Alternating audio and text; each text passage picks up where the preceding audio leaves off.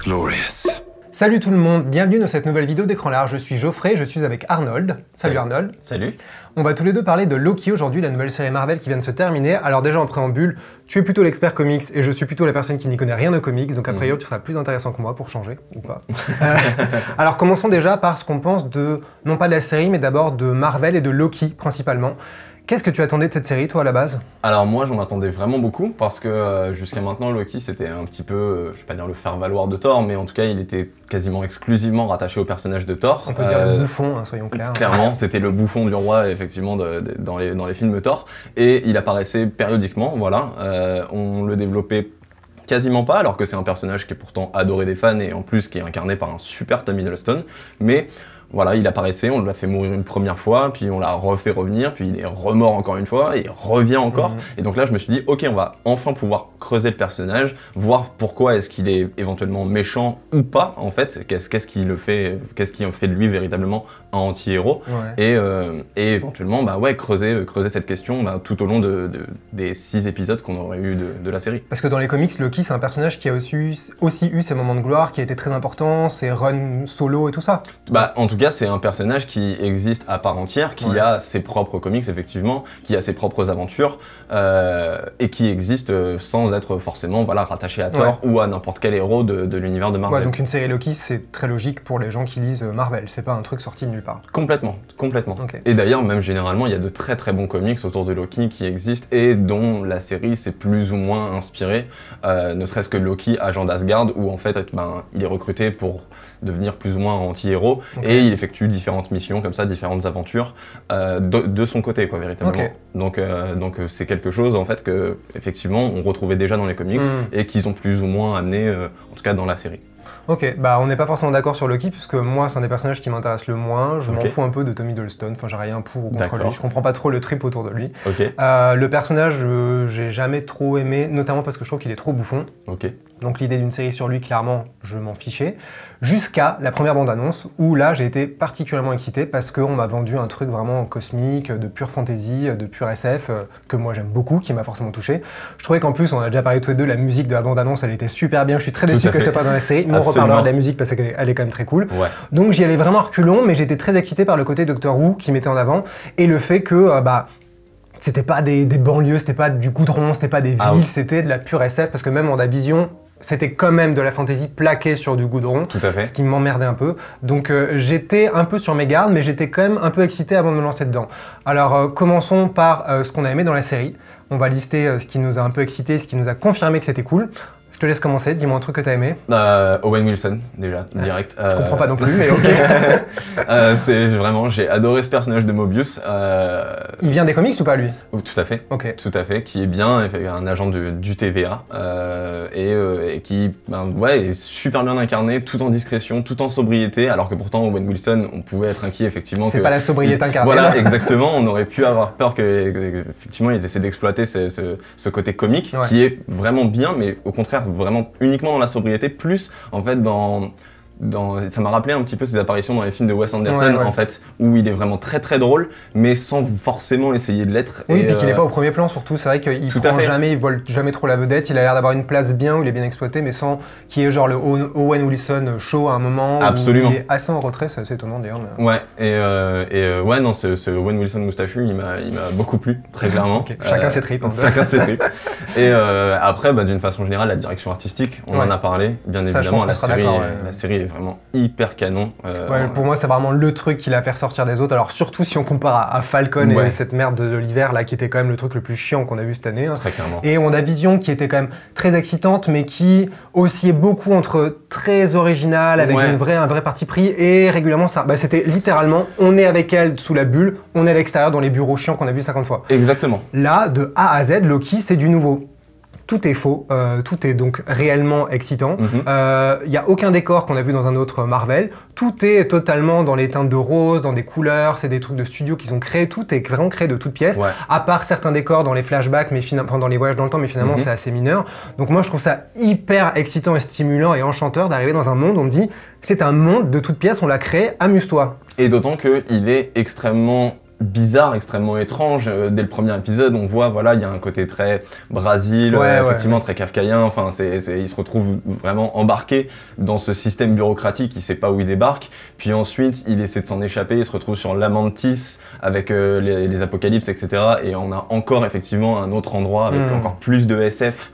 Là qui lorgne du côté de Total Recall, Mandalorian, enfin, et ils ont vraiment bien exploité pour le coup, je trouve, leur format épisodique, effectivement, où à chaque épisode, sauf dans les 2 premiers, où on varie les genres, on varie les environnements et les décors, et à chaque fois, en plus, c'était magnifique, vraiment.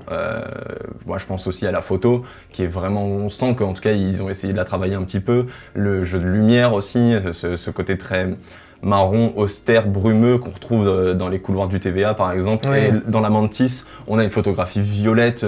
Tu sens qu'il y a une générosité en fait. Ils se sont vraiment fait le plaisir à plein d'endroits, que ce soit dans.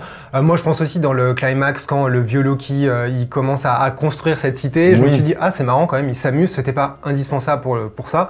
Et je me suis dit vraiment ils essayent de visuellement donner un truc qui est quand même une identité. Peu plus, qui t'as plus à bouffer que dans les précédentes séries. C'est exactement ça. C'est pas compliqué, mais je trouve que même au-delà des 2 dernières séries de WandaVision et Falcon, moi je compare ça à quasiment tout le MCU, franchement, il y a peut-être un tiers du MCU qui est à peu près stimulant visuellement, et il fait partie du tiers le plus excitant. Très clairement. Parce que c'est pur comics, c'est moi qui ne lis pas les comics, mais qui ai vu des pages et tout ça, pour moi c'est ça les comics, c'est vraiment un univers entier dans lequel on plonge. Et donc rien que pour ça, c'est vraiment énorme, chapeau tiré à comment ça s'appelle, Loki. La Loki. Autre truc qu'on peut saluer aussi, c'est la réalisatrice Kate Herron, qui sort de nulle part, n'avait jamais travaillé dans le MCU, a réalisé les 6 épisodes, et on est d'accord pour dire que c'est quand même bien réalisé. Alors, il y a des bémols sur certains trucs, notamment les scènes d'action, mais on sent que là encore, il y a un soin, que ce soit sur les moments où il y a des plans séquences, que ce soit sur la manière dont tu mets en avant les décors, il y a une manière de s'amuser avec... profitons de cet univers, et je vais le filmer avec des énormes plans larges, on va voir cette planète dans tous les sens. Je vais m'amuser avec des moments où les gens vont courir, avec des petites bestioles sur cette planète du chaos, du néant.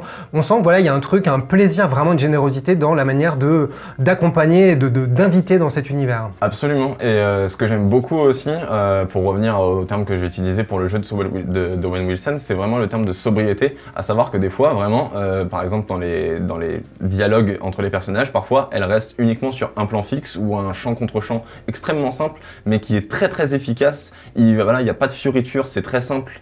Et effectivement, on sent que c'est réfléchi, c'est travaillé, elle pense sa mise en scène d'une certaine façon, et ça se ressent en tout cas à l'image, et c'est hyper plaisant, quoi, véritablement. Plutôt que, Falcon et Winter Soldier, moi j'avais vraiment l'impression de voir un film du MCU qui est découpé en 6 épisodes. Un mauvais film du MCU, un mauvais film. Il y a 5 personnes qui ont réalisé, il n'y a aucune cohérence, il y a aucun moment où on se dit quelqu'un est excité par ça. Non, ils s'en foutaient comme nous, visiblement.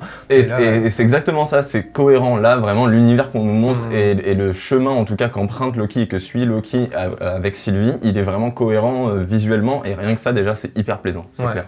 On peut aussi saluer la musique de Nathalie Holt aussi, qui pareil est une nouvelle venue dans la galaxie Marvel. Absolument. Et la musique est franchement bien. C'est probablement une des meilleures de tout l'univers de Marvel à mon sens, quoi. Et je sais déjà que dans WandaVision, j'avais senti ce soin sur la musique dans le générique de fin. Alors tout le monde critique les génériques de fin, notamment WandaVision, parce qu'ils durent quasiment aussi longtemps que l'épisode. Mais moi j'aime beaucoup ça. On sent pareil en fait le soin même dans le générique, dans la police d'écriture, le temps qu'il passe sur ce Loki au générique. C'est marrant, c'est des toutes petites choses où je me dis c'est pas de l'efficacité pure, mais c'est dans le bon sens, c'est vraiment... On plonge dans l'univers et on sent qu'ils prennent vraiment un soin de la première à la dernière minute de l'épisode. Je trouve ça très agréable. Et la musique notamment, alors dans WandaVision je m'étais déjà dit il y a un truc, et dans Loki je trouve qu'il y a plein de moments où on sent qu'il y a des très beaux thèmes. C'est pas aussi bien que dans la bande-annonce je trouve, mais ça reste quand même du très beau travail, et il faut le saluer parce qu'on a encore vu avec Black Widow qu'il y a des musiques qui sont complètement insipide quand même encore régulièrement. Donc, alors que pourtant dans Black Widow on a quand même Lord Balfeu qui est pas un petit compositeur, tout à fait. Et là effectivement une nouvelle compositrice qui débarque un peu comme Kate Herron effectivement, et c'est bien, on se sent neuf, on se rend compte que ils ont beaucoup de choses à amener. Si on leur laisse l'occasion visiblement, les gens peuvent faire des trucs bien, c'est étonnant. Mais... Tout à fait. Parlons maintenant des choses qu'on aime un peu moins. Peut-être qu'on peut embrayer directement pour faire une petite partie sur la mise en scène, parce que les scènes d'action... T'es peut-être un peu plus dur que moi, toi tu les trouves un petit peu... On retrouve le même problème que voilà, le montage beaucoup trop épileptique, les chorégraphies, on sent que tout est beaucoup trop chorégraphié et que ça fait vraiment pas naturel, mais ils contrebalancent ça par effectivement des environnements qui sont très très beaux et le fait qu'ils sont assez courts, donc c'est ça. Donc ça prend quasiment peu de temps en fait. C'est vrai que ça m'a un peu moins gêné que toi justement pour ces raisons-là, c'est que souvent j'ai l'impression que les combats sont assez statiques parce que c'est pas des guerriers, c'est pas ces personnages-là, c'est Loki, c'est plutôt des gens qui usent de leur esprit, ils savent user des lames et de je sais pas quel tour de magie avec leur fumée verte là, mais on sent que c'est plutôt de l'adresse, de la bonne réaction, du bon timing. Souvent il y a quand même un déséquilibre des forces, donc on sent qu'il n'y a pas de réelle menace, ce qui pourrait être un problème, mais je trouve que c'est plutôt des courtes chorégraphies, pas trop mal gérées. C'est pas du tout inventif ou excitant visuellement, mais c'est pas dégueulasse et brouillon comme plein d'autres. Falcon, encore une fois, à côté, c'était n'importe quoi. Franchement, c'était non seulement pas visuellement excitant, mais en plus, les mouvements et tout, c'était vraiment le pire du MCU. Comme dans les Black Widow, comme dans les Civil War, les trucs, on se dit, mais qui a monté ça? C'est pas possible. C'était très mauvais. Là, c'est plutôt très froid, très scolaire, mais au moins, c'est à peu près efficace. Donc je trouve que c'est pas un problème de la série, c'est pas une qualité, mais c'est pas un vrai défaut pour moi. Absolument, et puis surtout, ils sont vraiment là juste pour continuer d'avancer dans l'histoire, donc c'est un peu une étape obligatoire, et voilà, une fois qu'ils sont passés, ils sont vite évacués. C'était pas leur force, de la même manière qu'on savait que Falcon, il fallait qu'il se batte parce que sinon il sert à rien, et que WandaVision, c'est plutôt la magie, des choses comme ça, donc encore une fois, les scènes d'action, c'était plutôt elle devant un fond vert dans les airs avec un ventilateur. Là, ils savent que c'est quand même des gens qui voyagent dans des dimensions cosmiques et tout, donc ils ont mis l'accent sur ça, et je trouve que ça marche très bien. Par contre, le truc sur lequel on est tous les deux d'accord, c'est globalement, pour le résumé, c'est l'écriture, les personnages, la manière dont l'émotion, dont les enjeux sont écrits, sous-écrits. Sous-écrits. Moi, je sais que personnellement, j'ai à peu près marché dans leur dynamique comique de l'épisode 3 de Buddy Movie, on s'aime pas, mais on va finir par s'apprécier parce que je trouve que c'est très classique. C'est clairement pas stimulant parce que c'est quand même vu 1000 fois, mais ça marche pas trop mal. Mais pour moi, c'est au moment où ils commencent à switcher petit à petit vers l'émotion. Là, je marche plus du tout. Et c'est vraiment la frontière ultime dans le dernier épisode où on sent que leur conflit entre Sylvie et Loki est censé être au cœur de la dramaturgie et tout. Et moi, je me dis, en fait, je m'en fous, je les connais pas assez. Je me suis pas assez attaché à eux. Les deux, je trouve que c'est encore un peu des pantins. Ils sont très superficiels. J'arrive pas trop à comprendre qui ils sont derrière. J'ai l'impression qu'on n'essaie pas de me faire comprendre qui ils sont derrière. Donc pour moi, le blocage, c'est l'émotion, tout simplement. Et c'est d'ailleurs un des majeurs reproches que la plupart des personnes font, à savoir que ne serait-ce que la relation entre Loki et Sylvie, effectivement, qui tend extrêmement vite vers une romance qu'on me confirme à la toute fin de la saison. Et dont on n'avait pas besoin. Mais bon. Dont on n'avait absolument pas besoin, exactement, qui aurait très bien pu rester d'abord vraiment une relation de haine, puis qui aurait pu évoluer vers quelque chose d'amical, et enfin, en plus, éventuellement, dans la saison 2, tourner vers une romance. Et encore, moi j'aurais bien aimé que ce soit une sorte de ni romance ni amitié, juste ni fraternité pure, mais un truc au-delà de ces dimensions, qui soit juste une espèce d'union cosmique folle entre deux personnes qui en fait sont tellement similaires qu'elles s'entendent pas, mais sont tellement similaires qu'elles peuvent pas ne pas s'entendre. Et elles se retrouvent là et elles sont ensemble. C'est vrai que ça aurait pu être exploité effectivement dans la deuxième saison, mais non, il a fallu aller vite et il a fallu de merde, là, et il a fallu absolument presque forcer en fait l'intérêt pour le personnage de Sylvie, là où nous en fait on aurait préféré effectivement qu'on nous parle d'elle, de ses enjeux, de ses motivations, de son passé, de tout un tas de choses. Là, pourquoi est-ce que la juge Renslayer effectivement a été la kidnappée quand elle était gamine? On ne sait pas pourquoi. Enfin, il y a tout un tas d'éléments qui sont laissés de côté autour de ce personnage, alors que pourtant c'est un des gros éléments, un des gros ajouts de la série. Clairement, c'est un peu le truc amusant, c'est de voir, tiens, un nouveau Loki, c'est une femme, c'est cette actrice qui est cool, il y a une dynamique amusante, mais en fait, moi ça me dérange pas de pas trop connaître son passé, parce que je pense que ça peut être un parti pris intéressant. En revanche, ce qui me dérange, c'est qu'ils en font rien de plus, et donc sur ce mystère, ils ne collent rien, et donc ça reste cette personne qui est un peu rebelle, mais pas trop longtemps, qui est un peu vénère, mais quand il faut, et qui est... Je trouve qu'elle fait un peu trop utilisée par les scénaristes, voire par les personnages de la série, on en parlera après, donc il y a un truc assez frustrant, et encore une fois, ça me dérange parce que la série, elle ne reste pas sur une note comique, elle tend vers un truc un peu plus ambitieux, un peu sérieux, un peu émotionnel, et moi je me dis, non, en fait, je m'en fous, quoi. Et là, je trouve que la comparaison avec Doctor Who dessert Loki, parce qu'ils n'ont pas du tout réussi à créer une dynamique. Ils avaient essayé amorcer dans l'épisode 3, sur le côté, on s'entend pas trop, mais une fois qu'ils vont il se passe un truc entre nous, ils auraient pu faire une relation platonique comme Doctor Who la plupart du temps, pour moi ça marche pas. Et je suis entièrement d'accord avec toi. Et c'est vraiment dommage parce que je suis sûr qu'il y avait vraiment quelque chose à faire autour de cette dynamique entre les deux personnages, qui pourtant effectivement est assez bien exploitée dans le 3e épisode où ils se supportent pas au début, puis ensuite ils ont cette conversation. Et d'ailleurs c'est même cette conversation où on sent que c'est un rendez-vous romantique. Oui, c'est ça. Véritablement, on le ressent autant que même dans la mise en scène, dans les couleurs. Enfin, il y a absolument tout qu'il suggère. Pour l'anecdote contre moi-même, dans la bande-annonce, j'étais sûr que ça pouvait Black Widow de dos, ce plan-là exactement, parce que c'est une blonde avec les cheveux courts discours de dos qu'elle a l'air à moitié déprimée. En fait, bah non, c'est Sylvie.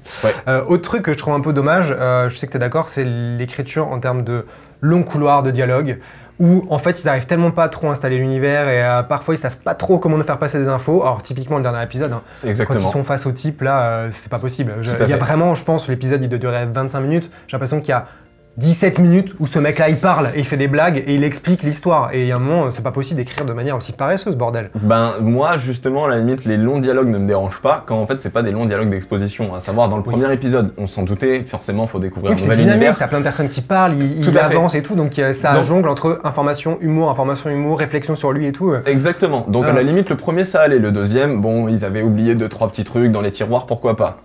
Mais après, effectivement à partir de d'autres épisodes, ne serait-ce que le troisième, entre la conversation entre eux, ou même plus tard, ensuite ils retrouvent Mobius et le dernier épisode, effectivement, c'est vraiment le pire de En plus, tous. c'est vraiment l'écriture bas de gamme de on arrive devant le méchant, il va dérouler tous les trucs que t'as pas compris parce que tu pouvais pas le savoir, il va faire une petite animation pourrave là pour t'expliquer tout, parce qu'au cas où t'es trop débile pour ne pas comprendre ce qu'il raconte, on va te faire une animation comme si t'étais un môme de 3 ans quoi. Bah c'est ce qu'on retrouve un petit peu avec le dessin animé que dans le tout premier épisode qui présente les gardiens du temps, le TVA, et là, moi, il y a un peu d'humour avec ce personnage de... C'est quoi Miss Minutes. Miss Minutes, qui est doublé par Tara Strong, en plus, qui est très habitué, justement, à doubler Harley Quinn et tout.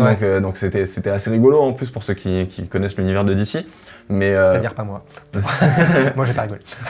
mais effectivement, le dernier épisode, ils arrivent devant le méchant, ce long monologue, effectivement, d'exposition, pour préparer non seulement la saison 2 qui a été annoncée juste après, mais aussi tout ce qui a suivi, effectivement, vu que la série va avoir d'énormes conséquences sur le reste de l'univers de Marvel.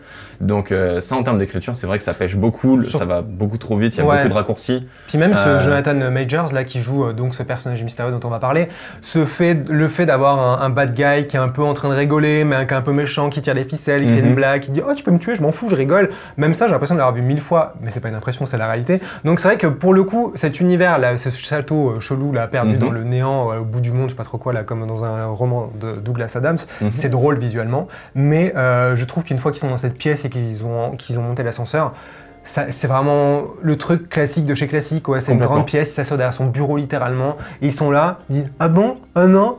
Vas-y, raconte-moi quoi. » Complètement. Et on perd le rythme. On perd absolument tout, et là on sent, on retombe malheureusement, là c'est un peu comme avec WandaVision où bizarrement la bascule était arrivée vers la moitié de la saison, où là on sent vraiment tout le poids du MCU, où il faut impérativement se raccrocher au reste. Parce que sinon, tu peux pas exister comme ça dans ton coin tout seul. Et puis il faut justifier cette série. Parce qu'il faut bien que ça raconte un truc qui soit excitant. Et au lieu de le mettre un peu avant en filigrane et tout, d'un bloc énorme à la fin, parpaing dans ta gueule. Quoi. Exactement. Et c'est tellement dommage. Du coup, parlons de la suite, faisons un petit bilan sur qu'est-ce qu'on peut retirer de cette série-là. Alors, je pense qu'on peut dire que c'est le lancement officiel de la phase 4. Très clairement. Pour des raisons qui sont clairement plus excitantes que Black Widow, que tu as vu 2 fois, mes condoléances. Alors pourquoi c'est important pour le début de la phase 4 ? Sachant que la phase 4, pour resituer, elle a commencé avec WandaVision, elle a été enchaînée avec Falcon et le Soldat d'hiver, il y a eu Black Widow, maintenant il y a Loki, donc clairement c'est pas le début de la phase 4 officiellement, mais pourquoi pour nous c'est le vrai lancement de la phase 4 ? Alors, peut-être déjà parce que parmi les 4 projets, voilà, c'est ce que j'allais dire, parce que les 4 projets qu'on a cités, c'est peut-être celui qui est enfin le plus intéressant et le plus... Même si WandaVision, je trouve que c'est quand même un projet hyper excitant, qui était un peu plus déséquilibré, mais bon. Ouais, mais il y a de très bonnes choses effectivement à retirer, ne serait-ce que Elisabeth Olsen et Paul Bettany qui sont super quoi. Donc, et tout le traitement autour du personnage. C'est pas le sujet, on va se rengueuler, vas-y continue. C'est vrai. mais effectivement, Loki, pourquoi ? Parce que on a enfin décidé de faire quelque chose du personnage de Loki déjà, et surtout la fin, le dernier épisode, va avoir des conséquences sur tout le reste de la phase 4 et même tout le reste de l'univers de Marvel, parce qu'une fois que... Désolé pour ceux qui n'ont pas vu le dernier épisode, allez le voir maintenant. J'espère qu'ils regardent pas la vidéo parce que c'est plus de notre faute à ce moment-là. Là, on n'est plus responsable de rien. Mais une fois que Sylvie tue celui qui demeure, effectivement, la timeline peut partir dans tous les sens. On a tout un tas de branches effectivement qui apparaissent, donc ce qui va dire qu'il va y avoir plusieurs variants de tout un tas de personnages de l'univers de Marvel qui vont exister. Donc de la même manière qu'on a vu Loki, on pourra avoir des Black Widow, d'Iron Man de tous les côtés. Absolument, et d'ailleurs j'imagine en fait que c'est exactement ce que va nous montrer la série What If, qui va arriver juste après Loki. Puis Sachant que du coup, maintenant, on peut se dire, est-ce que What If va être une série canon? Jusque-là, on se disait tous que c'était un run un peu fun comme dans les comics. Là, on se dit, ah mais en fait non, ça va être lié, ça va nous montrer non pas les choses qui ont un impact forcément sur l'intrigue principale qu'on va suivre, mais sur la réalité de tout ça coexiste. Sur ce qui se passe ailleurs dans les autres univers, éventuellement, ça pourrait être effectivement le parti pris de Marvel. Qui serait malin, je trouve que ce serait assez amusant. Plutôt, et puis surtout, plutôt que effectivement de faire exister cette petite série animée dont tout le monde se fiche, de lui donner un petit peu de poids et d'importance, quoi. Donc ça pourrait être malin. Et surtout, ça fait bientôt des mois qu'on entend des rumeurs autour de Spider-Man No Way Home qui effectivement fera revenir différents méchants des précédents Spider-Man, qu'il y aura peut-être plusieurs versions de Spider-Man aussi. Donc ça aura très probablement un rapport avec ce qui s'est passé dans Loki. Doctor Strange 2, In the Multiverse of Madness, on sera en plein dedans. Il y a un truc. Voilà. Et c'est même quelque chose qu'on va retrouver jusqu'à, en tout cas, au moins Ant-Man Quantum Mania, puisque c'est normalement là-bas qu'on va retrouver Jonathan Majors, qui cette fois incarnera Kang le Conquérant, qui est plus ou moins teasé en fait dans la série. À un moment, on nous parle d'un conquérant, puis il y a cette dernière statue qu'on voit à la toute fin de la série où on ne sait pas si c'est Kang, on ne sait pas si c'est Immortus, si c'est un autre variant de Kang le Conquérant. Alors pour les gens qui connaissent rien, décris vite fait Kang, qui est-ce ? Kang, personnage qui a un énorme potentiel, qui peut même potentiellement un le prochain Thanos en fait de l'univers de Marvel, du MCU, très, très clairement. Et qui est un scientifique qui a découvert une machine à voyager dans le temps, qui l'a créée, qui a monté une machine à voyager dans le temps, et qui a plusieurs versions de lui-même en fait éparpillées dans différentes timelines. Et ces différentes versions, comme il l'explique dans l'épisode, se sont menées une guerre en fait pendant des années, et il y en a certains qui sont plus dangereux que d'autres, typiquement Kang le Conquérant ou Immortus, qui est une très vieille version de Kang le Conquérant. Et voilà, il y en a tout un tas, et c'est pour ça qu'il a le potentiel de devenir un très gros méchant, parce qu'au-delà d'être très puissant, il peut en plus avoir plusieurs versions de lui-même.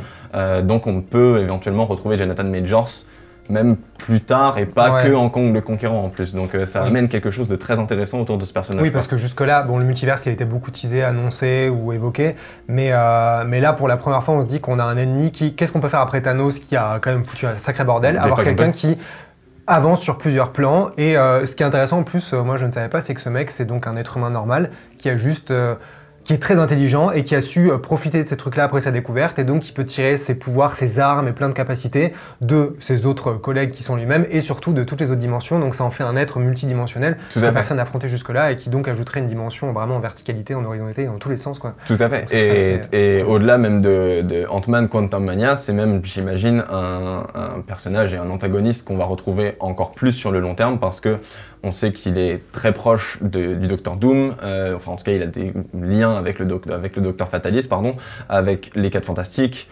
On avait effectivement Agatha Harkness aussi, qui avait un petit lien avec les 4 Fantastiques. Donc Agathe qui était la méchante de la saison 1 de WandaVision, tout à fait. Pour ceux qui n'ont pas suivi. C'est vrai, pardon, désolé. C'est vrai que là on voit à quel point ils commencent à préparer la suite. On sait qu'ils ont racheté avec la Fox les 4 Fantastiques, ils vont pouvoir récupérer et les accueillir dans le MCU. Ils n'ont pas annoncé la date du film, mais on sait que c'est en préparation évidemment. Et là on voit qu'il y a déjà des petits éléments qui sont là pour les fans. Le Commun des Mortels s'en fout parce que pour eux ça peut pas grand chose, mais au moins ça commence déjà à préparer des trucs, ça pourra créer des connexions entre tout le monde. Donc clairement les 4 Fantastiques qui sortiront pas de nulle part. Et surtout, tout le monde suppose que effectivement dans Doctor Strange va régler la situation. Rien ne dit qu'effectivement, en fait le multivers ne prolifère pas exactement comme on le voit, et que effectivement on se retrouve avec un autre Captain America, avec plusieurs versions comme ça de personnages qui cohabitent et qui coexistent en fait dans l'univers de Marvel. Avec des acteurs moins chers que Chris Evans et Robert Downey Jr. ou qui ont peut-être d'autres choses à faire. Peut-être. Comme on l'a vu avec tous les variants de Loki là dans l'épisode 5. Voilà. Ok. Donc ce qu'on peut dire, c'est que la série a surtout beaucoup de qualité. A priori, je pense dans la rédaction, c'est celle que globalement on aime le plus jusque-là de Marvel. Et que surtout après avoir été un peu déçu par le lancement de la phase 4, on est assez content de voir que maintenant ils foncent un petit peu. Bon, on attend qu'ils aillent pour le vrai, mais au moins maintenant ça a vraiment ouvert en grand les portes de ce truc-là, et on se dit que la phase 4 peut être un peu visuellement excitante. Le prochain, c'est Les Éternels de Chloé Zhao qui arrive à la fin de l'année. Je sais pas si tu penses en 10 secondes, si tu penses qu'il peut y avoir un lien évident entre les deux, entre l'univers des... Pas plus que ça, je pense pas. C'est une autre... Je pense pas, ils auront déjà beaucoup de choses à faire, à présenter les Eternals, à présenter les Célestes, à présenter vraiment tout l'univers relié aux Eternals, donc non, ce sera trop compliqué à mon avis. Donc rendez-vous pour la suite de Loki, soit avec la saison 2, soit s'il apparaît peut-être dans quel film il pourrait Doctor Strange. Je sais que The Hollywood Reporter a annoncé qu'il pourrait passer une tête peut-être dans Doctor Strange. On attend le casting du MCU. Donc quasiment. On attend juste la confirmation de Marvel, mais j'imagine qu'on reverra Loki avant la saison 2, très probablement. Très bien. J'arrête de parler. Je te laisse faire la conclusion sur cette série qui est pour une fois réussie et c'est une surprise. Ouais, c'était une super série. Voilà, allez la regarder. Elle est dispo sur Disney+. Il y a 6 épisodes. Ça prend vraiment très peu de temps. En plus, c'est vrai que les épisodes sont relativement courts quand on oublie le générique. Donc, allez la voir. C'est visuellement, c'est très intéressant. Il y a quelques défauts en termes de scénario ou d'émotion. Quand il y a les morts de certains personnages qui sont pas forcément très bien gérés. Mais pour le reste, allez-y, c'est enfin la phase 4 du MCU qui est lancée et c'est plutôt réjouissant. Ouais, celle qu'on attendait. Donc n'allez pas revoir Black Widow comme lui, non. Allez voir Loki. Comme d'habitude, on vous dit de vous abonner à la chaîne, de nous aimer, de nous envoyer de l'amour, partagez, commentez et dites-nous ce que vous aimeriez qu'on fasse dans la prochaine vidéo parce que vous savez qu'on est toujours prêt à parler de Marvel même quand on ne veut pas. À bientôt.